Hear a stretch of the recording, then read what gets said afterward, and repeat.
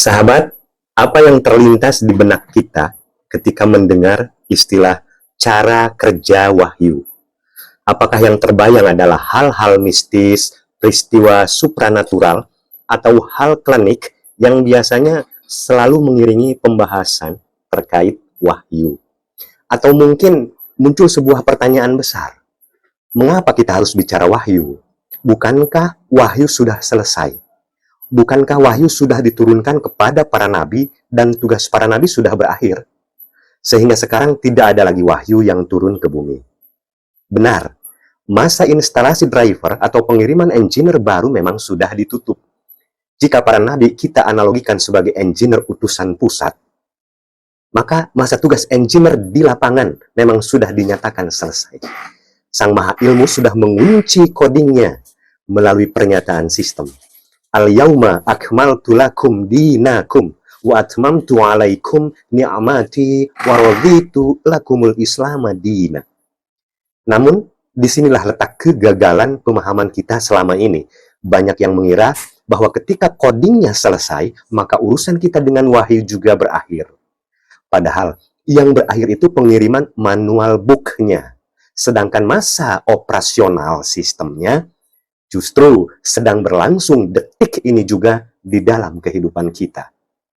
Bayangkan sebuah satelit yang sudah selesai dirakit, codingnya sudah diinput dan sudah diluncurkan ke orbit, sang engineer memang sudah tidak lagi mengotak-atik mesinnya. Tapi satelit itu sedang bekerja memetakan data setiap detiknya. Begitu juga wahyu. Setelah selesai diturunkan, sekaranglah saatnya untuk dijalankan fungsinya. Wahyu yang sudah selesai itu sebenarnya adalah dashboard kendali bagi kita. Kita tidak butuh engineer baru untuk memberitahu bahwa sistem ekonomi, sistem sosial, sistem budaya, ataupun peradaban kita sedang error. Kita hanya perlu membuka kembali manual book yang sudah final itu untuk melihat apakah langkah kita kompatibel dengan wahyu. Jika sistem kehidupan kita saat ini sedang rusak atau mengalami kehancuran yang hebat, jangan mencari engineer baru.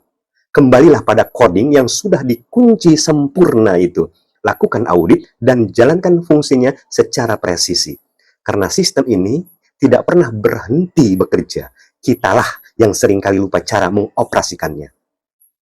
Selama ini kita memperlakukan wahyu seperti barang antik yang mistis. Kita sibuk mencium sampulnya, tapi kita lupa membaca logika sistem di dalamnya. Padahal wahyu diturunkan bukan untuk membuat kita menjadi orang yang menunggu keajaiban dari langit, melainkan agar kita memiliki standar audit untuk membedah realitas. Baiklah sahabat cara kerja wahyu, saya harus memberikan peringatan kecil di awal. Mulai edisi ini, mungkin kita akan merasakan transmisi bahasa yang sedikit lebih berat, sedikit lebih dingin, dan jauh lebih teknis dari biasanya. Kita tidak lagi sekedar bercerita, tapi kita mulai membedah jeroan sistem peradaban. Kita akan masuk ke dalam jantung dari cara kerja wahyu yang sebenarnya, yaitu kernel atau core-nya. Sahabat sekalian, saya sungguh bangga dan bersyukur memiliki pendengar seperti Anda yang memiliki ketajaman berpikir luar biasa. Kesediaan Anda untuk terus menyimak hingga titik ini membuktikan bahwa Anda bukan lagi sekedar penonton biasa, melainkan pribadi yang telah paham dan siap untuk naik level pemahaman yang lebih tinggi. Selama ini kita mungkin mengenal saluran ini melalui visualisasi ziarah sunyi, dapur Abah Ambu, evidensia, ataupun dapur Sandika. Tapi jujur saja, itu semua hanyalah tampilan layar di permukaan. Itu adalah cara saya memperkenalkan penerapan wahyu dalam keseharian agar mudah dicerna. Namun, mulai hari ini, saya akan mengajak kita melakukan penyelidikan yang jauh lebih mendalam. Kita akan buka penutup mesinnya, kita lihat papan rangkaian utamanya, dan kita akan temukan bahwa cara kerja wahyu adalah logika matematika. Matematika adalah bahasa mesin semesta. Pembahasan kita bukan tentang matematika pelajaran di sekolah yang seringkali hanya memusingkan antara hitungan murni atau terapan. Ini tentang bahasa program. Perlu kita sadari sepenuhnya, tidak ada satupun ilmu pengetahuan di dunia ini yang tidak menggunakan matematika sebagai fondasinya. Matematika adalah bahasa yang berlaku secara universal di jagat raya. Di belahan bumi manapun, di setiap lapisan udara yang menyelimuti dunia, hingga di planet terjauh di ruang hampa sana, aturan ini tidak pernah berubah. Ia tetap berlaku kapanpun, baik di masa lalu, saat ini, maupun jutaan tahun ke depan. Mari kita lihat bagaimana matematika bekerja sebagai urat nadi di berbagai bidang ilmu.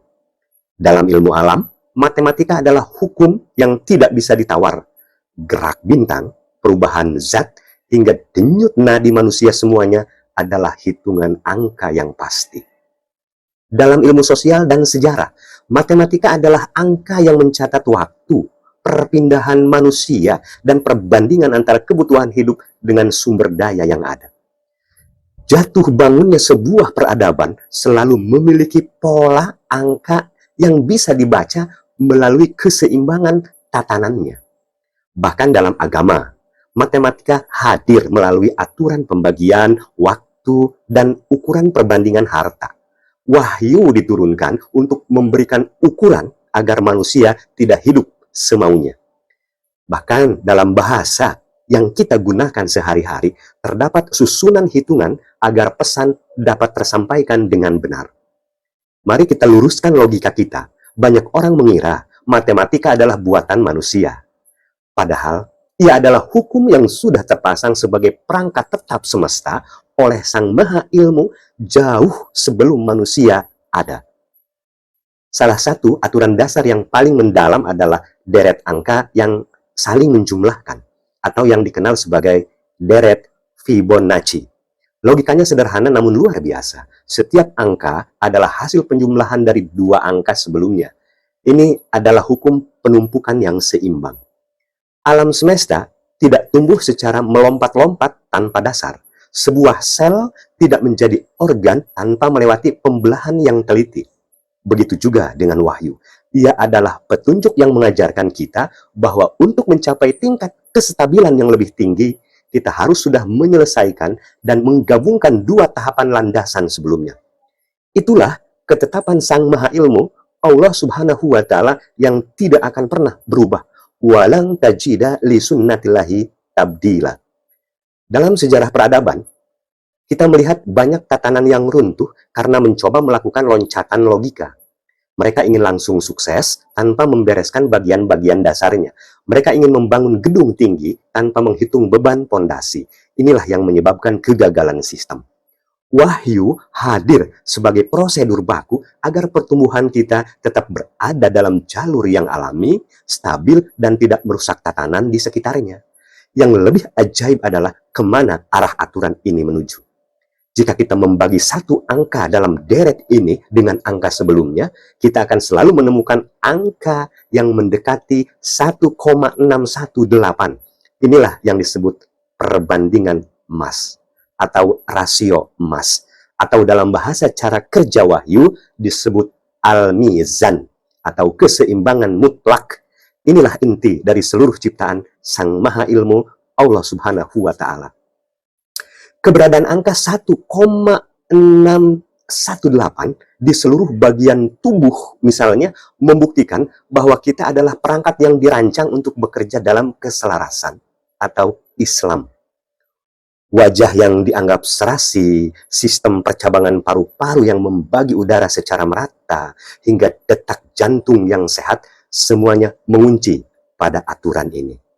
Bahkan pilihan dasar kehidupan atau DNA kita pun menggunakan angka ini sebagai ukuran bakunya.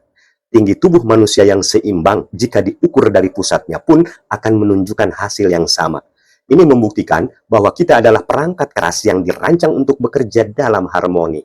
Ketika Allah Subhanahu wa Ta'ala menurunkan wahyu, tujuannya adalah agar perilaku sosial dan ekonomi kita juga memiliki perbandingan yang sama dengan tubuh kita. Inilah mengapa kita tidak bicara hal mistis di cara kerja wahyu. Kita bicara tentang penyelarasan data antara aturan yang ada di dalam sel tubuh dengan aturan yang ada di dalam mushaf atau di dalam kitab. Keduanya berasal dari perancang yang sama, Allah Subhanahu wa Ta'ala. Kesamaan perbandingan ini membuktikan bahwa seluruh isi alam semesta, mulai dari kelopak bunga yang rapuh, cangkang kerang di dasar samudera, hingga pusaran bintang di langit, dijalankan oleh satu aturan yang sama. Wahyu adalah upaya Allah Subhanahu wa Ta'ala untuk mengembalikan perilaku manusia agar kembali selaras dengan aturan alam semesta yang sudah sangat patuh pada keseimbangan. Ketika kita hidup di luar perbandingan ini, sebenarnya sedang mencoba melawan hukum alam yang sudah pasti. Itulah mengapa tatanan hidup kita sering rusak dan menderita. Jadi, melihat angka 1,618 bukan untuk dikagumi secara mistis, tapi untuk disadari secara logis sebagai aturan main yang tidak boleh dilanggar jika ingin selamat dan berkelanjutan. Sahabat, mari kita lanjutkan pembongkaran aturan ini. Persiapkan logika kita, karena di ruang mesin ini, di cara kerja wahyu, kebenaran tidak ditentukan oleh suara terbanyak, tapi oleh ketepatan angka yang mutlak. Selamat datang di jantung kenyataan. Salam kedamaian.